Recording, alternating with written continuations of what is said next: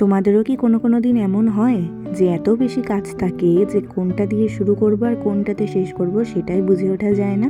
চলো, আজ আমারও এমন একটাই সন্ধে, সবটাই তোমাদের সাথে শেয়ার করি।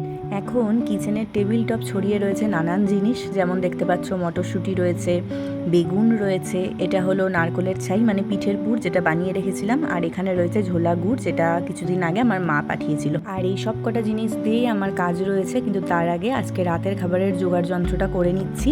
এখানে রুটি করব, সেই জন্য গরম জল দিয়ে আটা মাখছি। বিয়ের আগে যখন মায়ের হাতে হাতে কাজ করতাম তখন মা বলতো যে গরম জল দিয়ে আটা মাখবি, তাহলে দেখবি খুব সুন্দর রুটি হয়। তো এখন যেহেতু আমাকে রোজই এই বাড়িতে রুটি করতে হয়, তো সেই ট্রিক্সটা আমি অ্যাপ্লাই করি, আর সত্যি কিন্তু খুব ভালো ফল পাই। ওহো, রুটির সাথে কি বানাবো সেটাই তো বলা হয়নি। আজকে রুটির সাথে এই পেল্লাই সাইজের বেগুনটার বেগুন পোড়া হবে। তো সেই জন্য এখানে আমি বেগুনের গায়ে ভালো করে তেল মাখিয়ে তারপরে এটা পোড়া দেবো। বিয়ের আগে জানো তো বেগুন পোড়া অনেকবার খেয়েছি, কিন্তু নিজের হাতে কখনো বানানো হয়নি। এই বাড়িতে এসেই আমার প্রথম বেগুন পোড়া বানানো। আর এক্সপিরিয়েন্সের সাথে সাথেই কিন্তু মানুষ অনেক বেশি শিখতে পারে বলে আমার মনে হয়। যেমন এই বেগুন পোড়া কীভাবে অনেক বেশি টেস্টি করা যায় সেটা কিন্তু আমি এই বাড়িতে এসে 3-4 দিন ধরে বেগুন পোড়া বানাতেই শিখেছি। এর মধ্যে আমি টমেটোটা একটু বেশি পরিমাণেই দিই, তাতে টক ভাবটা বেশি আসে, সেই জন্য কিন্তু বেগুন পোড়ার স্বাদ অনেক গুণ বেড়ে যায়। তো এখানে টমেটো, পেঁয়াজ, ধনেপাতা সমস্ত কিছু কুচিয়ে নিলাম, তবে কাঁচা লঙ্কা এখানে আমি দেবো না, তার কারণ হচ্ছে বাবা মানে আমার শ্বশুরমশাই একদমই ঝাল খেতে পারেন না। এদিকে বেগুনটা পোড়ানো হয়ে গেছে, এটা যথেষ্ট গরম ছিল, তো এটাকে এইভাবে একটু ছাড়িয়ে ঠান্ডা করতে রেখে আমি আটা তো মাখা হয়ে গেছিলো, রুটিগুলোকে এখন ভেজে নেব। এই যে রুটি, এটাও বিয়ের আগে আমি যতবারই করতাম রুটি ফুললেও কিন্তু রুটি আমার শক্ত হয়ে যেত, কিছুতেই ভালো হতো না।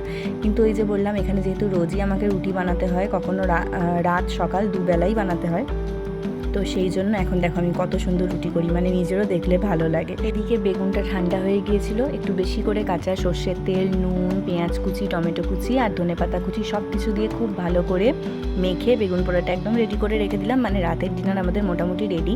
আর এতটাই টেস্টি হয়েছিল খেতে যে আমার এখন আবারও এডিট করতে গিয়ে জিভে জল আসছে।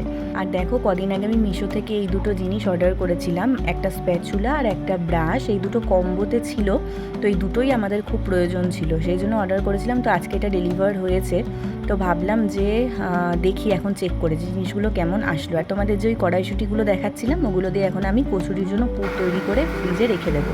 তো ভাবলাম যে এই কাজে এগুলোকে লাগানো যাক, কিন্তু যেহেতু নতুন জিনিস এই জন্য গরম জল দিয়ে একটু ভালো করে ওয়াশ করে নিলাম। পুরটা বানাবো সেই জন্য এখানে ফ্রাইং প্যানে তেল দিয়ে অয়েল ব্রাশটা দিয়ে চতুর্দিকে স্প্রেড করে দিলাম অয়েলটা, আর এইভাবেই চেকও করে নিলাম যে না এইটাও ঠিক আছে আর এই স্প্যাচুলাটাও কিন্তু একদম ঠিক আছে।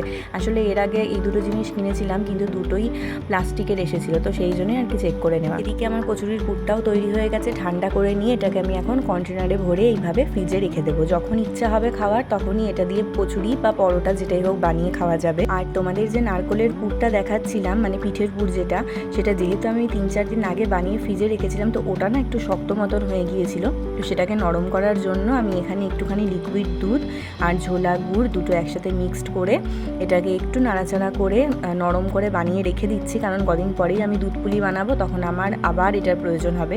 আর এই স্প্যাচুলাটা দিয়ে নাড়াচাড়া দিতে এত ভালো লাগছে যে কি বলবো। সত্যি কিন্তু এই দুটো জিনিসই আমার খুব ভালো এসছে। আমি মিশো থেকে এই দুটো জিনিস অর্ডার করেছিলাম, আর সাথে দেখো এরকম ওয়ালে হ্যাং করার জন্য এরকম দুটো হুকও দিয়েছিল। তো খুব ভালো কোয়ালিটি জিনিস দুটো। তোমাদের যদি কারোর প্রয়োজন হয় তাহলে আমাকে কমেন্টে জানিও, আমি লিঙ্ক দিয়ে দেবো। চলো, সব কাজই আমার কমপ্লিট, আজকের মতন বাই।